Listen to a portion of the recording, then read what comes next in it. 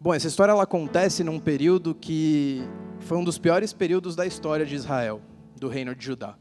Israel foi invadido 3 vezes, 3 vezes foi levado para cativeiro em toda a sua história. A primeira vez foi no Egito, quando o faraó levou todo o povo hebreu para o Egito. A segunda vez foi quando os assírios invadiram Israel e a terceira quando os babilônios invadiram Israel. Então você imagina, hoje a gente vive num momento... Vocês são novos, então, para vocês, o Brasil, a vida, tudo que a gente está vivendo é tudo muito novo, mas é praticamente tudo que vocês já viveram. Mas o Brasil, de uns anos para cá, as pessoas têm ficado cada vez mais incomodadas, inconformadas e reclamando da nossa situação. Eu também não sou muito mais velho que vocês, mas eu tenho um pouco mais de vida e sei que antes, apesar de também as pessoas reclamarem, sempre tiveram motivos para reclamar, não era tanto assim. As coisas estão ficando cada vez piores. Mas se a gente olha para o nosso momento do país, como a gente está hoje, a gente compara com como era Israel, nessa história aqui, para pensar. É como se mais ou menos fosse o seguinte, pensa que Portugal, que colonizou o Brasil, por algum motivo, veio aqui, jogou um monte de bomba, explodiu tudo, levou o presidente, levou todo mundo embora, sequestrou todo mundo, matou gente, então pessoas das nossas famílias iriam ter morrido e a gente seria levado como escravo. Então, o que está acontecendo com Israel aqui é exatamente isso, é essa situação. Então, o que aconteceu? Nabucodonosor, os babilônios vieram, invadiram Israel e levaram o povo de Judá para lá. Ou seja, depois de alguns anos, depois de vários anos em que Israel não dependia de ninguém para tomar suas decisões, enfim, era um país independente, agora passa a ser um país de escravos. Então, todos eles estão lá sofrendo. As pessoas começam a duvidar de Deus, porque, ora, se Deus é o nosso protetor, por que deixou com que a Babilônia viesse e levasse essas pessoas para lá, levasse todo o povo para lá? E tem um contexto maior por trás dessa história, foram anos e anos de desobediência de Israel, eu não vou entrar nesse assunto aqui, mas só para vocês saberem o que aconteceu, por que isso aconteceu? Porque Israel passou vários e vários anos desobedecendo a Deus, deixando de ser fiel a Deus, adorando outros ídolos, teve reis que adoravam outros ídolos, e o profeta Isaías, ele fala várias vezes da destruição e tal, e acaba que chega nessa história onde os babilônios levam o povo de Judá para lá. Então pensa que... todo mundo aqui está numa fase de sofrimento extremo, é uma fase de muita tristeza, não tem nada para ser comemorado, não tem nada para ser celebrado. Você imagina a sua família ser levada para outro país e você como escravo. Então você perdeu a sua terra, você perdeu os seus costumes, você perdeu tudo que estava ao seu redor. E é nesse contexto que acontece essa história. Então quando o povo de Judá chega na Babilônia, Nabucodonosor, que é o rei, fala o quê? Eu vou aproveitar o que esse povo tem de melhor. Então vai lá na família real, que são as pessoas que têm mais dinheiro, são mais cuidadas, na nobreza, e tragam os jovens que não têm nenhum defeito, que eu quero que eles sirvam aqui no meu palácio. Então eles vão lá e trazem vários jovens que não têm uma inteligência acima da média, que não têm nenhum defeito físico, não têm nenhuma doença, e levam até o rei. E a Bíblia cita em especial 4 desses jovens. Um deles é Daniel, e os outros seus 3 amigos, que depois são mais conhecidos na Bíblia, pelos nomes de Sadraque, Mesaque e Abidnego. E se você parar para pensar a situação que Daniel se encontra, pensa lá, sua família foi levada para o cativeiro, está todo mundo escravizado, literalmente, não tem direito a nada, não é cidadão, não é nada, e você é levado para o palácio do rei, e você tem direito a comer a comida do rei. Nem os próprios babilônios tiveram isso, quanto mais o povo que estava escravizado. Então Daniel e seus amigos, eles foram colocados numa posição de favorecimento, eles estavam numa posição favorável. Eles tinham o que nem sequer os próprios babilônios tinham. Por um motivo, porque ele ia ser treinado para servir ao rei. Então, Daniel, digamos assim, para sobreviver nessa situação, o que ele deveria ter feito? Ele deveria ter jogado o jogo do rei, certo? Ele deveria ter agradado o rei. Porque uma vez que o rei não está sendo agradado, ele descarta aquela pessoa. Eu não preciso mais de você. Te trouxe aqui para você estudar, para você aprender nosso idioma, nossos costumes, e você não me obedece. E aí o que a gente vê na história de Daniel dali para frente é que, mesmo nessa situação, mesmo Daniel tendo sido colocado numa posição favorável, ele não abandonou a Deus, ele não abandonou a sua fé. Muitas pessoas, se a gente ler lá o Salmo 137, o Salmo 137 basicamente é um salmo do povo lamentando aquela situação, lamentando a falta que a terra de Jerusalém fazia, lamentando o fato de estar no cativeiro. Mas em nenhum momento ninguém fala assim, Deus, me perdoe pelos todos os pecados que eu cometi. O povo só lamenta, ninguém reconhece os erros que cometeu. E Daniel, pelo contrário, a todo momento ele sabia quem era Deus. E ele sabia que mesmo naquela situação que o povo dele se encontrava, Deus estava olhando para eles e Deus estava cuidando deles. E ele nunca desistiu da fé. Então você imagina, a gente se colocando no lugar de Daniel. Quando o rei vira e fala assim, eles vão ter a minha própria comida, o que o rei estava querendo dizer? Eles vão ser, depois desse treinamento, a parte da elite do nosso país, parte da elite do nosso reino. Mas Daniel, quando fica sabendo que ele teria que comer a comida do rei e o vinho do rei, ele entende que aquilo não seria algo puro. E ele se recusa a participar daquilo. Agora pensa, por que Daniel faria isso? Se ele poderia comer do bom e do melhor, com certeza ele teria melhores coisas para comer do que ele tinha quando estava em Jerusalém. Mesmo nesse todo esse contexto, a gente pode pensar que Daniel estava numa situação até melhor, de uma certa maneira. Mas Daniel recusa. E aí você para e pensa assim, bom, Daniel quando recusa isso, ele vai gerar a ira das pessoas, Então ele chega para o oficial lá que está cuidando deles e fala assim, eu não quero comer essa comida e não quero beber desse vinho, eu quero que você me alimente com água e vegetais, só isso. E o oficial vira para ele e fala, mas se você comer só vegetais e tomar água, você não vai ser tão saudável quanto os outros que estão comendo a comida do rei. E se o rei ficar sabendo disso, ele vai mandar cortar minha cabeça. Ele vai ficar furioso. Só que a Bíblia fala que Daniel ele tinha um conhecimento, ele tinha uma inteligência e um conhecimento acima da média, acima dos demais. Daniel realmente era um cara muito sábio e muito inteligente. Então ele sabia que, na verdade, se ele se alimentasse só de vegetais e água, ele não iria ficar menos saudável. Ele iria continuar se mantendo saudável. E, ao mesmo tempo, ele daria uma amostra de que, tudo bem, eu estou aqui, eu entendo o meu papel, não vou querer matar o rei, não é isso que Deus quer que eu faça, mas também eu não vou me curvar, eu não vou aceitar qualquer coisa que o rei impuser para mim. Então eu não quero fazer parte disso, pode ficar com a sua comida e o seu vinho. Então, a primeira coisa que Daniel faz ele não aceita aquilo que o rei impôs para ele.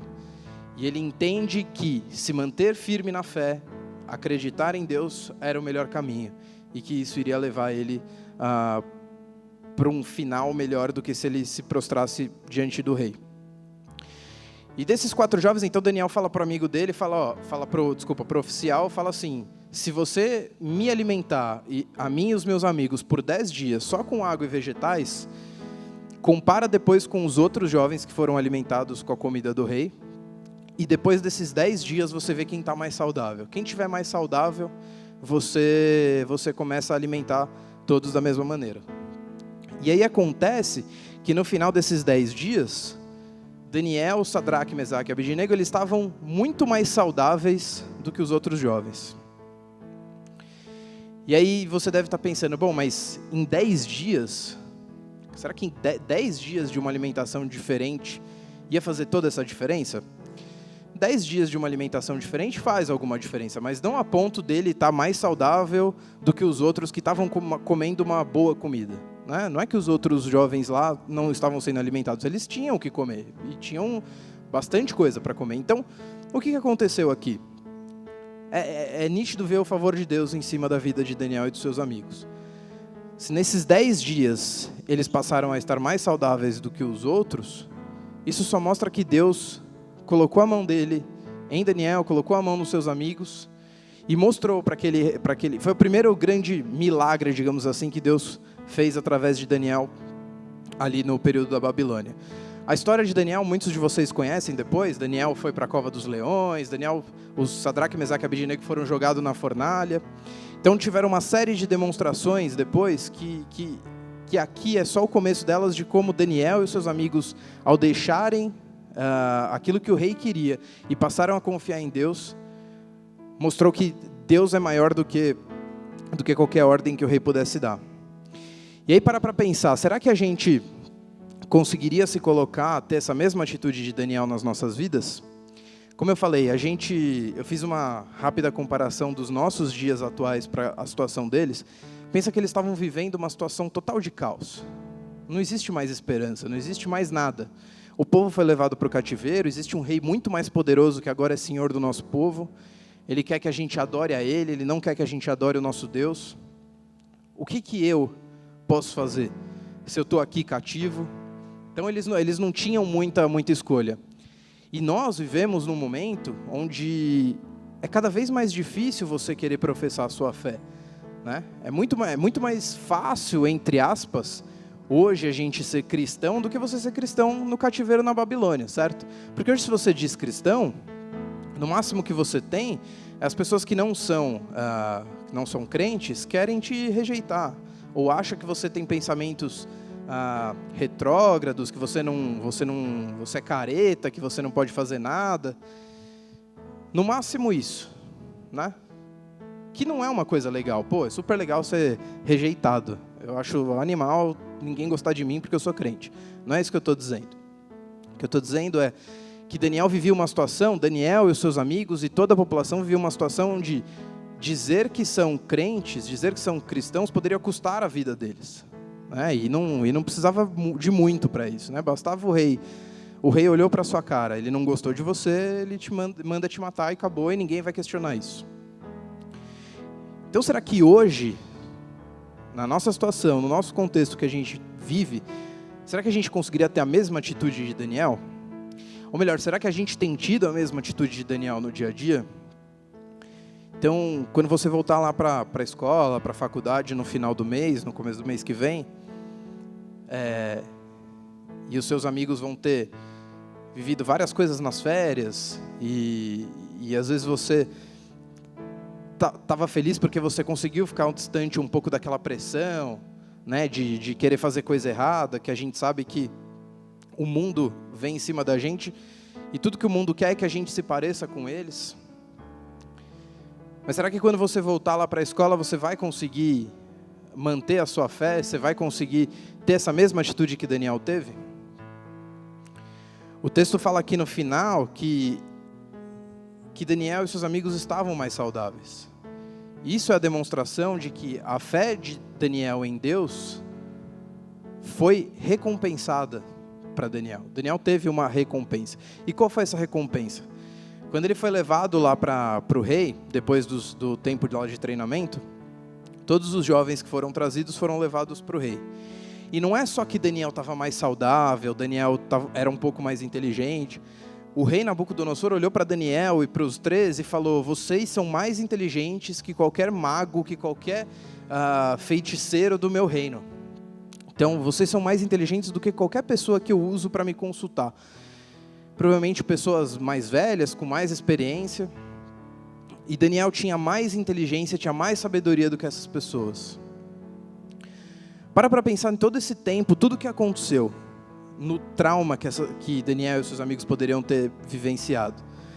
Eles poderiam ter murmurado, eles poderiam ter reclamado, como a maioria do povo fez, mas a escolha de Daniel foi: eu vou confiar em Deus, eu vou manter a minha fé, e eu vou continuar, não importa o que o rei quer que eu faço contanto que isso não impeça a minha fé.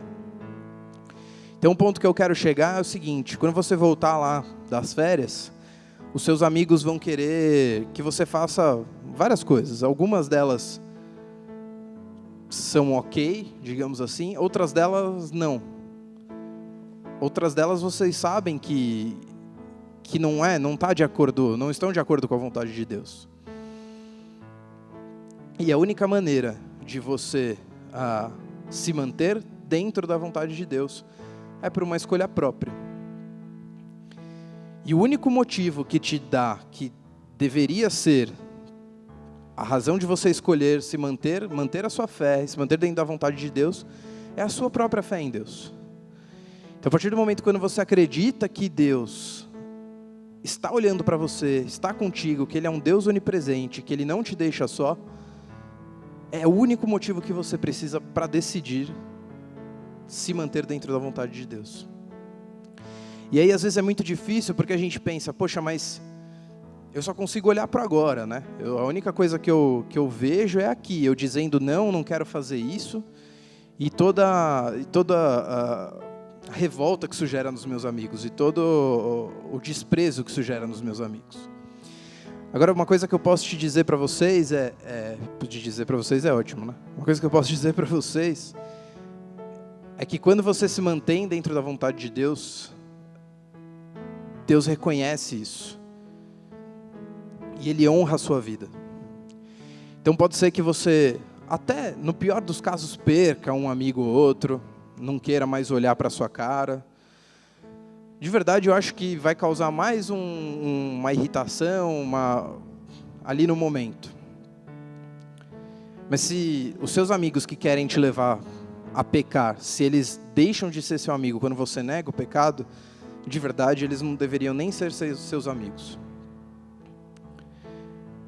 Mas, de novo, a escolha é totalmente sua, a escolha é totalmente nossa. Se a gente está diante de uma situação onde a gente pode abraçar a causa, Daniel podia abraçar a causa ali, ele podia virar e falar, não, eu perdi tudo que eu tenho, meu povo está totalmente escravizado, não existe mais, e eu tenho a chance aqui de trabalhar para o rei, servir o rei, comer a comida do rei, ser a elite desse novo povo. Então Daniel poderia ter abraçado a causa, mas ele bateu o pé e falou, não quero a comida do rei, eu continuo crendo em Deus. E lá na frente, como eu falei, o rei olhou para Daniel e falou, você é muito diferente dos demais. É muito diferente dos demais. Poderia ter dado tudo errado, mas não deu porque Deus foi fiel a Daniel, que foi fiel a ele. Então, o recado que eu queria compartilhar com vocês hoje é, saiba que a decisão de se manter dentro da vontade de Deus é unicamente nossa. Só depende de nós. E quando a gente obedece a Deus, a Bíblia é muito clara. Os nossos dias serão mais longos, ou seja, a gente vai viver mais. E Deus vai honrar a nossa vida. Então se hoje você está pensando, poxa, tem N situações na minha vida que estão difíceis, porque eu não tenho conseguido conviver com algum amigo, ou alguma situação, algum parente, algum familiar. A única coisa que eu posso te dizer é que o melhor que você tem a fazer é se manter dentro da vontade de Deus. E deixar rolar. Que eu tenho certeza que a melhor coisa que vai acontecer é se você fizer essa opção. E aí o livro de Daniel, ele continua, como eu falei, tem algumas outras histórias que mostram isso. Daniel chegou a um ponto que o rei disse que ele não deveria orar ao seu Deus, né? A Deus. Daniel não podia orar a Deus, Daniel só podia adorar o próprio rei. E chegou ao ponto que o rei se irritou tanto com Daniel, o rei gostava muito de Daniel, mas ele se irritou tanto com essa desobediência ao rei e obediência a Deus, que ele mandou jogar Daniel na cova dos leões. Para pensar nisso, se hoje alguém pegar uma pessoa e jogar dentro de uma cova cheia de leões. Isso era uma coisa quase que normal na época. Então não é tão absurdo você pensar que, poxa, o rei jogou Daniel na cova dos leões. Não, era uma coisa até relativamente comum. Então Daniel sabia que isso podia acontecer, mas ele ainda assim, ele não abriu mão da fé dele. Ele ainda se manteve firme. E aí você pensa, o que aconteceu com o Daniel? Daniel foi parar na cova dos leões. E realmente, o rei mandou jogar ele na cova dos leões. Mas os leões não fizeram nada a Daniel.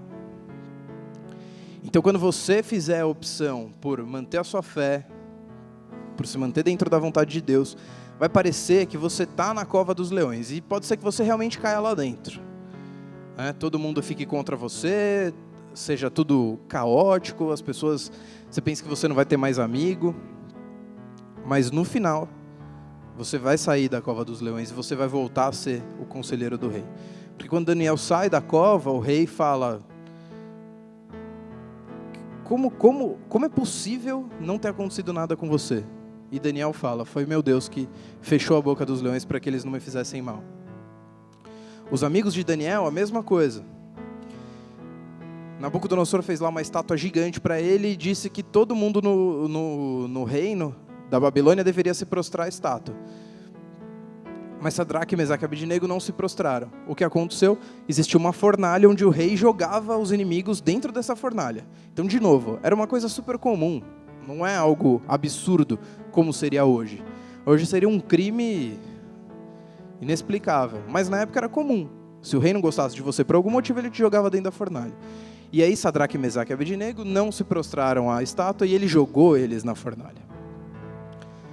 Então, da mesma maneira que Daniel foi jogado na cova dos leões, eles foram jogados na fornalha e nada aconteceu com eles. E até o rei viu 4 homens caminhando, ou seja, Jesus estava com eles. A Bíblia diz que o anjo do Senhor veio até eles, ou seja, Jesus, quando a Bíblia fala anjo do Senhor no Antigo Testamento, ela está se referindo a Jesus. Então, o próprio Jesus estava com eles dentro da fornalha. Então, não é que se manter dentro da vontade de Deus vai impedir que qualquer coisa de mal aconteça com você. Não é isso. A conclusão é o seguinte: as coisas de mal podem acontecer, mas Deus nunca vai te abandonar, independentemente de qualquer circunstância. Se precisar, coisas sobrenaturais vão acontecer para que você não seja, enfim, abalado pela situação. Por mais que você sinta que seus amigos estão começando a te rejeitar, eu te garanto que se você se manter dentro da vontade de Deus, vai ser muito melhor do que simplesmente entrar na onda e abraçar a causa como Daniel poderia ter feito. Certo? Então, eu queria fazer um convite para você. Se você está pensando aí em alguma situação do seu dia a dia, se você está lembrando de algum amigo lá da escola, ou da família, ou do prédio, do condomínio, onde quer que seja, se existe alguma situação onde seus amigos estão tentando te levar, estão tentando te encaminhar para pecar, mas você não quer, porque você sabe, você prefere se manter na vontade de Deus, eu quero que você feche seus olhos. Todo mundo, vamos fechar os olhos, vamos orar. Mas eu quero que você, se você tem alguma situação assim, eu quero que você pense nesse amigo. Quero que você pense nessa situação. E eu quero que você ore por esse amigo. A gente não vai orar para esse amigo não falar com você, porque provavelmente ele vai. Não tem como a gente se livrar da opção de pecar, não existe isso. O pecado sempre vai bater na nossa porta e vai falar: ei, estou aqui. Mas eu quero que você ore agora para que Deus toque no coração desse amigo, para que o Espírito Santo chegue lá nesse amigo e quebrante a vida dele. E mais uma vez, se a gente seguir aquilo que Daniel fez, só cabe a nós, a gente confiar em Deus, não desistir da nossa fé.